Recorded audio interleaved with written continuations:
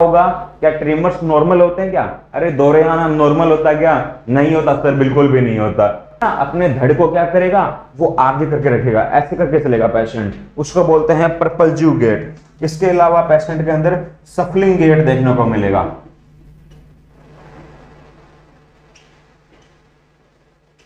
सफलिंग gate होता है कि पैरों को घसीटते हुए चलेगा। कोई बोलता है अरे पैरों को संभाले हो, नहीं, वो पार्किंसन वाला कहेगा नहीं भैया मुझे नहीं, मेरे से नहीं उठते पैर, यानी कि सफलिंग गेट होगा। जब हम औरों को संघर्ष करते हुए देखते हैं तब हमें उन पे सर गर्व होता है, लेकिन जब बारी अपनी खुद की आती है तब क्या हमें डर लगने लगता है। तो क्या सर ये डर लगना बिल्कुल सही है? नहीं सर, ये बिल्कुल गलत है, क्योंकि सिर्फ सफलता उन्हीं को मिलती है।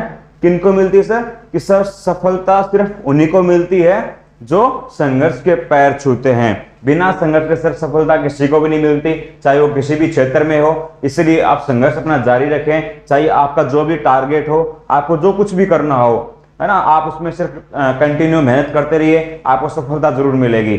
इसी के साथ में मैं हूं कुलदीप चौधरी, आप देख रहे हैं केडी क्लासेस। आज हम बात करने वाले हैं पार्किंसंस डिजीज की। नर्वस सिस्टम के अंदर आती है ये डिजीज, पार्किंसन डिजीज, जो कि नॉर्मली क्या होता है, बुढ़ापे के अंदर देखने को मिलती है। पार्किंसंस जो डिजीज होती है, ये डिजीज होती है बेसल गैंग्लिया की। जो अपने ब्रेन का जो पार्ट था बेसल गैंग्लिया, मैंने पिछले नर्वस सिस्टम की क्लास में आप जाके देख लेना, उसके अंदर बताया था कि बेसल गैंग्लिया की अगर फंक्शनिंग के अंदर कोई डिस्टरबेंस हो तो वो लीड करता है कौन सी डिजीज को, उसके कारण कौन सी बीमारी देखने को मिलती है सर? तो वो देखने को मिलती है पार्किंसन डिजीज देखने को मिलती है। इस बीमारी के अंदर क्या होता है कि जो न्यूरोट्रांसमीटर्स होते हैं, क्लास में पीछे बता दिया आपको न्यूरोट्रांसमीटर क्या होते हैं, पीछे वाले क्लास में जाइए आप देखिए नर्वस सिस्टम की क्लास के अंदर न्यूरोट्रांसमीटर्स की। इसके अंदर क्या होता है कि न्यूरोट्रांसमीटर्स का इंबैलेंस देखने को मिलता है। तो आइए देखते हैं हम पार्किंसन डिजीज के अंदर क्या होता है। तो ये जो पार्किंसन डिजीज होती है, ये डिजीज होती है किसकी? ये बेसल गैंग्लिया की डिजीज होती है।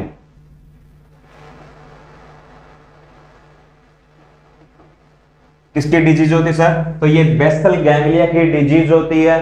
अब देखो बेसल गैंग्लिया की डिजीज कैसे होती है, क्योंकि हमने बताया था कि बेसल गैंग्लिया होता है, इसके कितने पार्ट होते हैं? इसके 3 पार्ट होते हैं। कौन से कौन से?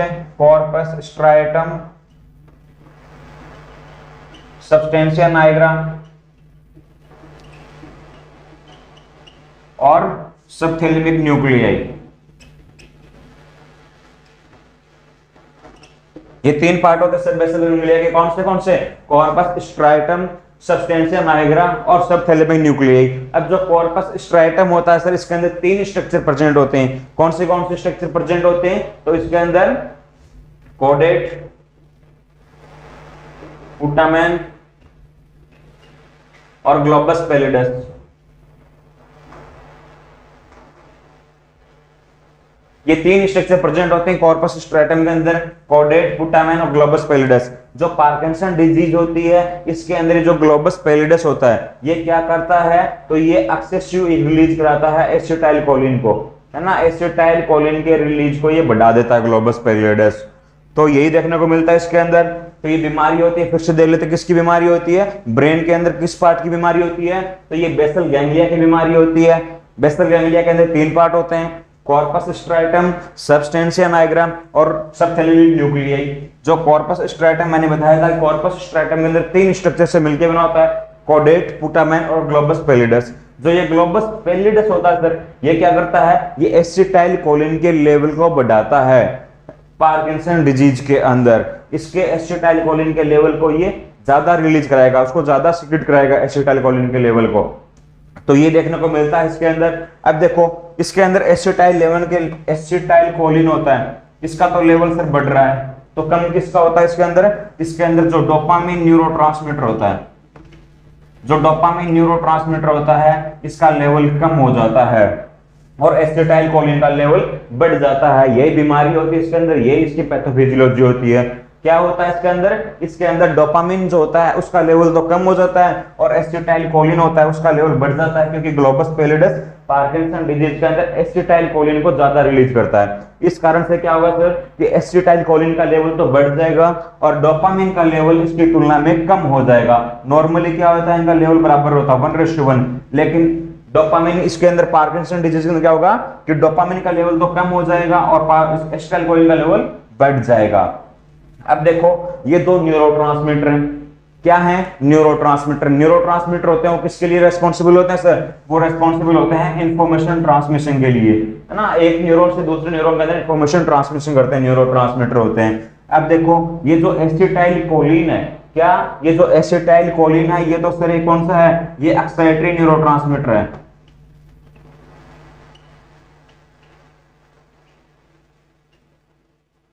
जो एसिटाइलकोलिन है ये तो एक एक्साइटरी न्यूरोट्रांसमीटर है, जबकि जो डोपामिन है वो एक इनहिबिटरी न्यूरोट्रांसमीटर है।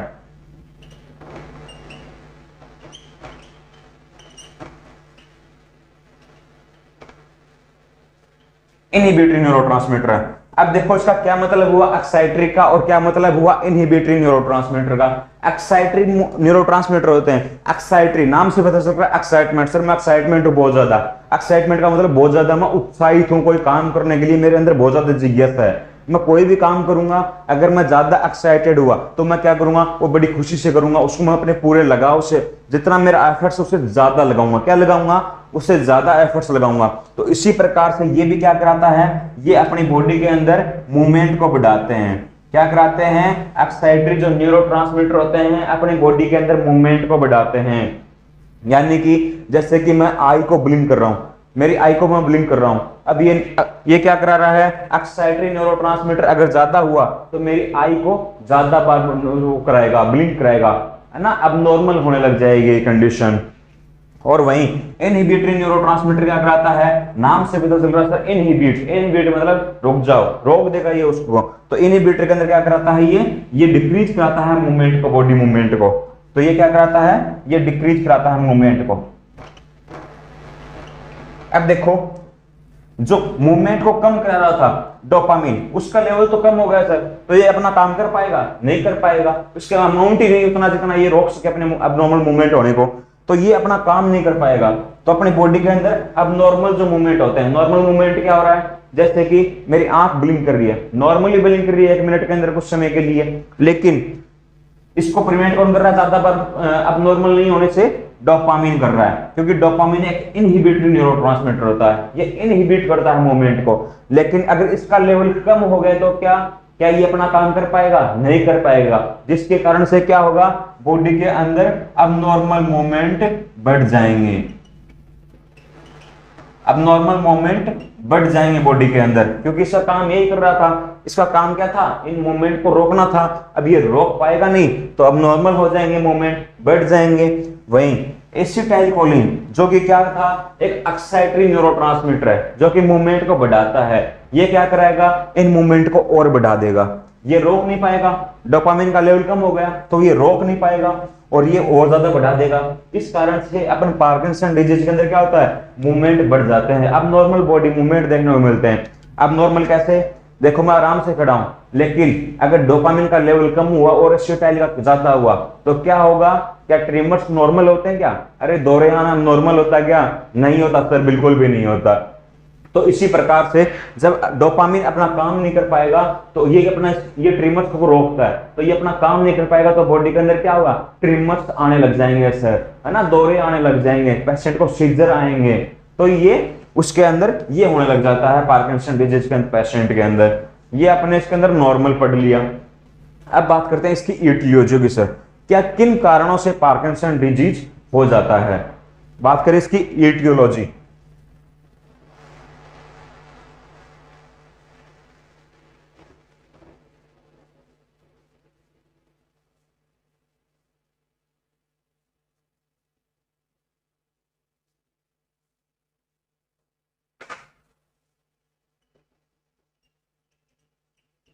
पार्किंसन डिजीज की क्या ईटियोलॉजी होती है, कहीं अगर कोई ब्रेन के अंदर ट्रॉमा हो गया, एक्सीडेंट हुआ, ब्रेन के अंदर लगा, ब्रेन को इंजरी हो गई, तो न्यूरोट्रांसमीटर क्या ब्रेन का फंक्शन डिस्टर्ब नहीं होगा, डिस्टर्ब होगा, तो क्या न्यूरोट्रांसमीटर का फंक्शन सही हो पाएगा, नहीं हो पाएगा सर।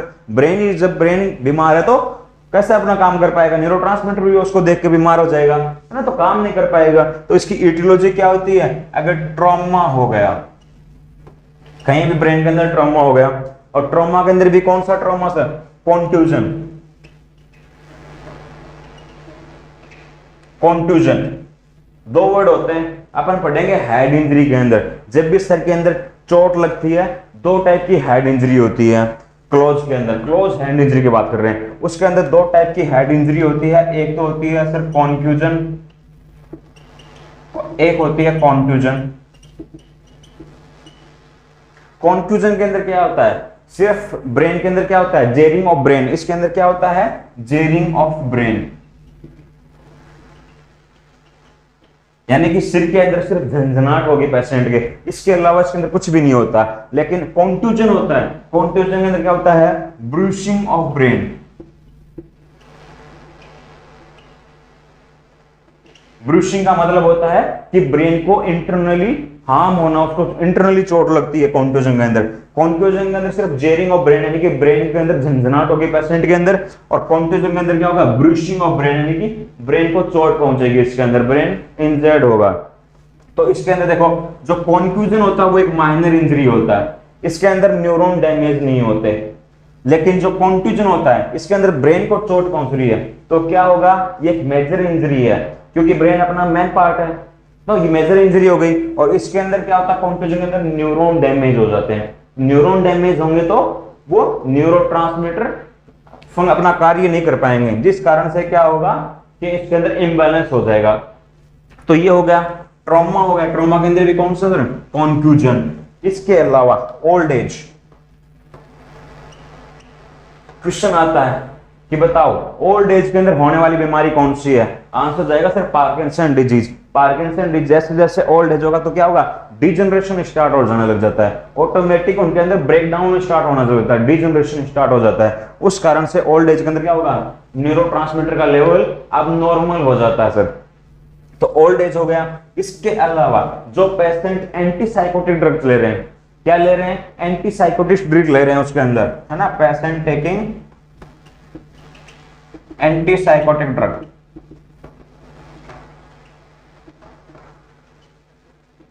अब देखो एंटीसाइकोटिक ड्रग से कैसे इफेक्ट करेगा न्यूरोट्रांसमीटर के ऊपर, तो बताऊं मैं आपको कि एंटीसाइकोटिक जो ड्रग होती हैं, इनका जो मैकेनिज्म ऑफ एक्शन होता है, ये जो अपना जो काम करती हैं वो क्या करती हैं सर, तो ये क्या, ये डिक्रीज कर देती हैं डोपामिन के लेवल को, decrease dopamine level in brain. ये ब्रेन के अंदर से डोपामिन के लेवल को कम करते हैं। और पार्किंसन डिजीज के अंदर क्या हो रहा था कि डोपामिन का लेवल कम हो रहा था और एसिटाइलकोलिन का लेवल बढ़ रहा था। तो सिर्फ सेम वही मैकेनिज्म ऑफ एक्शन पार्किंसन वाली ये कर रहा है, एंटी पार्किंसन डिजीज कर रहा है। तो जब पेशेंट ये लेगा तो उसके अंदर क्या होगा, डोपामिन का लेवल कम कराएंगे ये एंटीसाइकोटिक ड्रग्स, और डोपामिन का लेवल कम होगा तो फिर ऑटोमेटिकली एसिटाइलकोलिन का लेवल इसके तुलना में बढ़ जाएगा और वो डिजीज होगी कौन सी, पार्किंसन डिजीज होगी। तो ये होगी इसकी एटियोलॉजी हो गई।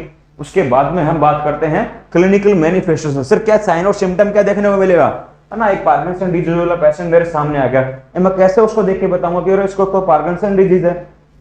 ऐसा थोड़ी कोई वो थोड़ी आता है दिमाग में यार इसको तो पार्किंसन डिजीज है, नहीं, ऐसा बिल्कुल भी नहीं होता सर। इसके लिए क्लिनिकल मैनिफेस्टेशन देखते हैं अपन, क्या क्या साइन और सिम्टम होते हैं पार्किंसन डिजीज वाले पेशेंट के अंदर।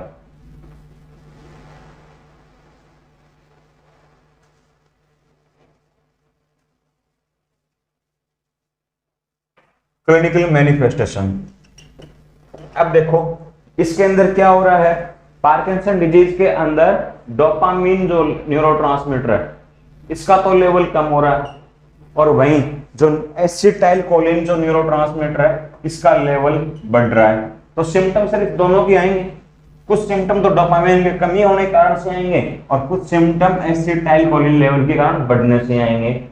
ये इनहिबिटरी काम कर रहा था, इनहिबिटरी न्यूरोट्रांसमीटर था डोपामिन, यानी कि बॉडी के अंदर मूवमेंट को रोकता है, अब नॉर्मल मूवमेंट को, ना कि नॉर्मल को। तो ये अपना काम कर नहीं पाएगा, इसका लेवल कम हो गया तो बॉडी के अंदर इसके कारण तो क्या होगा, अब नॉर्मल मूवमेंट होने लग जाएंगे। और एसिटाइलकोलिन क्या होता है, एक्साइटरी न्यूरोट्रांसमीटर होता है, यानी कि मूवमेंट को बढ़ाता है। ये पहले से बढ़ा है सर, ये तो ये जो अब नॉर्मल मूवमेंट होंगे इनको और बढ़ा देगा। तो सिम्टम इन दोनों के कारण आएंगे।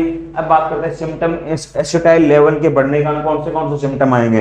तो इस एसिटाइल लेवल के बढ़ने के कारण से क्या देखने को मिलेगा, पेशेंट के अंदर ट्रेमर्स देखने को मिलेंगे, उसको सीजर आएंगे, ट्रिमर्स आएंगे, जर्किंग मूवमेंट्स होंगे बॉडी के अंदर, है ना, उसको ट्रिमर्स देखने को मिलेगा। और ये ट्रिमर्स कौन से ट्रिमर्स देखने को मिलेंगे सर? तो ये रेस्टिंग ट्रिमर्स देखने को मिलेंगे। कौन से? Resting trimmers. क्या मतलब है रेस्टिंग से? रेस्टिंग का मतलब रेस्ट, जब पेशेंट आराम कर रहा हो। तो ये ट्रिमर्स कब आएंगे? जब पेशेंट आराम कर रहा हो, जब वो कोई एक्टिविटी के अंदर नहीं इन्वॉल्व हो रहा, जब वो कोई काम नहीं कर रहा। मैं सर आराम से खड़ा हूं, आराम से बैठ रहा हूं, मान लो, तो मेरे अंदर अगर पार्किंसन डिजीज हुई तो जब मैं कुछ नहीं कर रहा हूँ तब मेरे अंदर ट्रिमर्स आएंगे। लेकिन अगर मैं सो रहा हूं और कुछ भी काम कर रहा हूं या फिर मेरे हाथ में कोई भी ऑब्जेक्ट है, इस दौरान ट्रिमर्स नहीं आएंगे मुझे। तो रेस्टिंग ट्रिमर्स आएंगे। इसके अलावा इसके अंदर कौन सा ट्रिमर आएंगे? इसके अंदर आपके पिल रोलिंग ट्रिमर्स आएंगे। पिल यानी कि जो गोली होती है रोलिंग, उसको अपन जैसे रोल कर रहे हो, है ना, ऐसे कुछ रोल कर रहे हैं, ऐसे ट्रिमर्स आएंगे, ऐसे ट्रिमर्स आएंगे उसको, पेशेंट को। कौन से? पिल रोलिंग ट्रिमर्स देखने को मिलेंगे। पिल रोलिंग ट्रिमर्स, जैसे कोई पिल को रोल कर रहा हो, ऐसे ट्रिमर्स देखने को मिलेंगे पेशेंट के अंदर। तो ट्रिमर्स होगा। दूसरा सिम्टम पेशेंट के अंदर क्या देखने को मिलेगा? रिजिडिटी देखने को मिलेगा। उसके अंदर स्टिफनेस बढ़ जाएगी मसल्स के अंदर। और कौन सी रिजिडिटी देखने को मिलती है? तो पेशेंट के अंदर कोगविल रिजिडिटी देखने को मिलती है।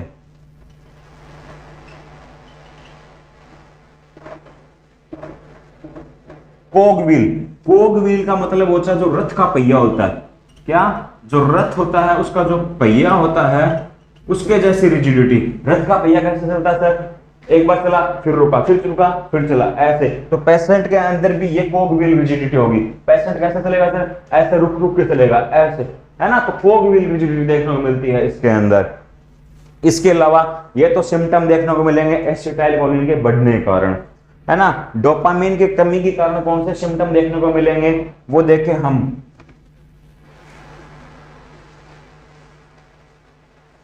तो डोपामिन की कमी के कारण जो सिम्टम देखने को मिलेंगे वो देखने को मिलेंगे माइक्रोग्राफिया। माइक्रोग्राफिया बोलते हैं किसको? वो बोलते हैं स्मॉल हैंड राइटिंग को। किसको बोलते हैं माइक्रोग्राफिया? Small hand writing. अब देखो, ये मैं नॉर्मल इतना बड़ा नाम लिखा मैंने पार्किंसन, लेकिन जो पार्किंसन डिजीज वाला पर्सन होगा वो कैसा लिखेगा? ऐसा लिखेगा, पार्किंसन डिजीज। यानी कि बिल्कुल वो छोटे छोटे अक्षर लिखेगा अपना नाम। जैसे मेरा नाम कुलदीप है, नॉर्मल मैं कैसे लिखूंगा? ऐसे लिखूंगा बड़े बड़े अक्षर के अंदर। लेकिन पार्किंसन डिजीज हुई मुझे, तब मैं कैसा लिखूंगा? इसको एकदम बिल्कुल छोटा सा लिखूंगा, कुलदीप, है ना। तो पार्किंसन डिजीज वाले के अंदर क्या देखने को मिलेगा? माइक्रोग्राफिया देखने को मिलेगा, स्मॉल हैंड राइटिंग देखने को मिलेगी। इसके अलावा इसके अंदर मोनोटोनस वो स्पीच देखने को मिलेगा। मोनोटोनस स्पीच, मोनोटोनस स्पीच किसको बोलते हैं? वो बोलते हैं स्लो प्रोनाउंसिएशन ऑफ वर्ड्स,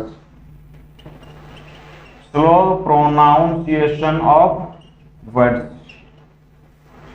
अब देखो, मैं बोल रहा हूं मेरा नाम कुलदीप है सर मेरा नाम क्या है? कुलदीप है। लेकिन अगर मुझे पार्किंसन डिजीज हुई तो मैं कैसे बताऊंगा मेरा नाम? डॉक्टर पूछेगा बताओ नाम क्या है, तो मैं बोलूंगा कुलदीप है। स्लो प्रोनाउंसिएशन कर रहा है, उस नाम को धीरे धीरे बोल रहा है वो, तो वो इसके अंदर देखने को मिलेगा। मोनोटोनस स्पीच बोलते हैं जिसको, स्लो प्रोनाउंसिएशन ऑफ वर्ड्स। इसके अलावा पेशेंट का क्या देखने को मिलेगा? Mask like face. उसका मुंह कैसा देखने को मिलेगा? मास्क के लाइक का। मास्क लाइक का वो नहीं है कि यहाँ पे N95 मास्क लगा हुआ पेशेंट मिलेगा, नहीं, ऐसा नहीं है। मास्क लाइक फेस का मतलब होता है एक्सप्रेशनलेस फेस। उसके ना हंसी देखने को मिलेगा, ना वो रोया वो देखने को मिलेगा, कोई भी एक्सप्रेशन नहीं देखने को मिलेगा पेशेंट के अंदर, ऐसा एकदम सुना बैठा रहेगा, है ना। तो एक्सप्रेशनलेस फेस।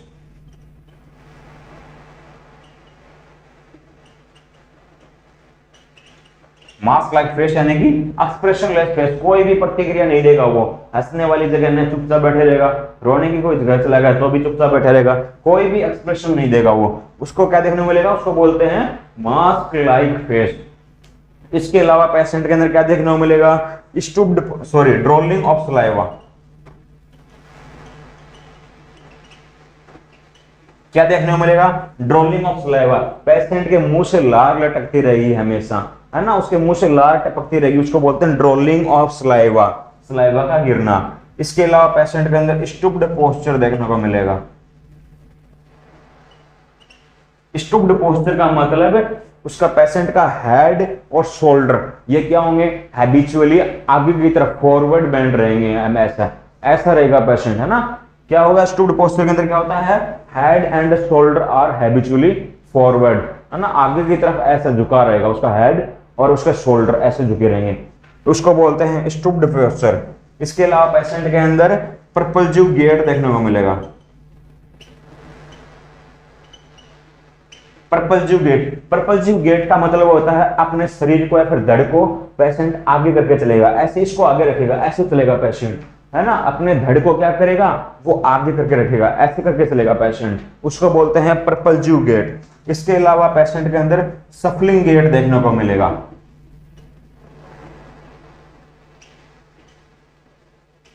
सफलिंग गेट होता है कि पैरों को घसीटते हुए चलेगा। कोई बोलता है अरे पैरों को संभाले हो, नहीं, वो पार्किंसन वाला कहेगा नहीं भैया मुझे नहीं, मेरे से नहीं उठते पैर, यानी कि सफलिंग गेट होगा, पैरों को घसीटते हुए चलेगा, है ना, जोर जोर से आवाज करते हुए। ये सभी देखने को मिलेंगे उसके अंदर क्लिनिकल मैनिफेस्टेशन।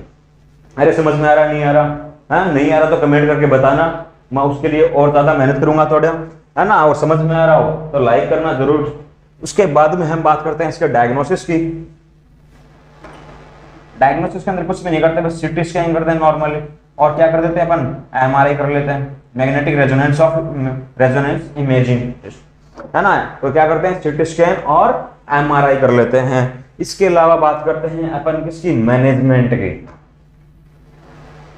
अब सब कुछ पढ़ लिया, हमें पता है कि क्लिनिकल मैनिफेस्टेशन, डायग्नोसिस भी हो गया कि हाँ पार्किंसन डिजीज है, अरे उसके बाद मैनेजमेंट भी तो करना आना चाहिए, हाँ उसकी दवाई भी तो आनी चाहिए, पता होनी चाहिए कि इसको ये देखकर ठीक कर देंगे, बेइज्जती होगी वरना नर्सिंग स्टाफ की वहां पे तो, हाँ तो उसको क्या करेंगे भाई, मैनेजमेंट सीखेंगे। यहाँ पे बात करें मैनेजमेंट की, मैनेजमेंट के अंदर से इसकी ड्रग ऑफ चॉइस जो रहती है पार्किंसन डिजीज की, क्या इसकी जो ड्रग ऑफ चॉइस जो रहती है वो रहती है लेवेडोपा, साथ में कार्बिडोपा देते हैं, लेवेडोपा प्लस कार्बिडोपा। इसकी जो मेन ड्रग्स जो होती है वो तो लेविडोपा ही होती है। कार्बिडोपा के बारे में बताएंगे, भाई इसको क्यों दिया साथ में, हाँ कोई पागल थोड़ी इसको ऐसे दे देगा। तो इसके ड्रग ऑफ चॉइस क्या पढ़ना अपने को, इतना पूरा याद रखना सर आपको, हाँ लेविडोपा प्लस कार्बिडोपा। अब जो लेविडोपा होती है इसको अकेला इसलिए नहीं देते क्योंकि इसको मेटाबोलाइज कर लेता है ना, ये मेटाबोलाइज्ड हो जाती है, पाचन हो जाता है इसका पहले से, किसके द्वारा, metabolised by dopamine decarboxylase enzyme के द्वारा।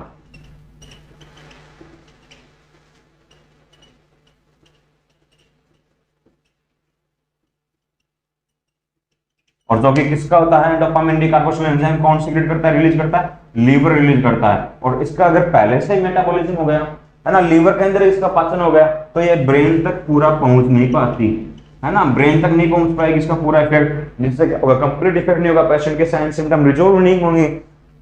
तो इसको प्रिवेंट करने के लिए हम साथ में कार्बिडोपा देते हैं ताकि इस ड्रग पूरी ब्रेन तक पहुंचे, है ना, लीवर के अंदर ही इसको लीवर खा जाता पूरा। इसको प्रिवेंट करने के लिए, लीवर के अंदर इसका मेटाबॉलिज्म को रोकने के लिए साथ में कार्बिडोपा देते हैं। तो कार्बिडोपा क्या काम करेगी, लेवोडोपा को कौन सा एंजाइम मेटाबॉलिज्म करता है, डोपामिन डीकार्बोक्सिलेज एंजाइम। तो कार्बिडोपा होती है वो इसको इनहिबिट कर देती है, इसको रोक देती है, भैया वहां आ गई, रुक जा, है ना, इसको रोक देती है, इसको काम नहीं करना देती। जिस कारण से क्या होगा, जितने भी हम लेवोडोपा की डोज देंगे वो पूरी की पूरी ब्रेन के अंदर पहुंचेगी और वहां पे अपना पूरा इफेक्ट करेगी, पेशेंट के साइन सिम्टम रिजॉल्व हो जाएंगे, धीरे धीरे करके पार्किंसन डिजीज वो सही हो जाएगी। अब हम रहेंगे नर्सिंग स्टाफ, अब अपनी तो ड्यूटी बनती है, ये तो डॉक्टर देगा, है ना, अपनी ड्यूटी की बात करें नर्सिंग इंटरवेंशन की।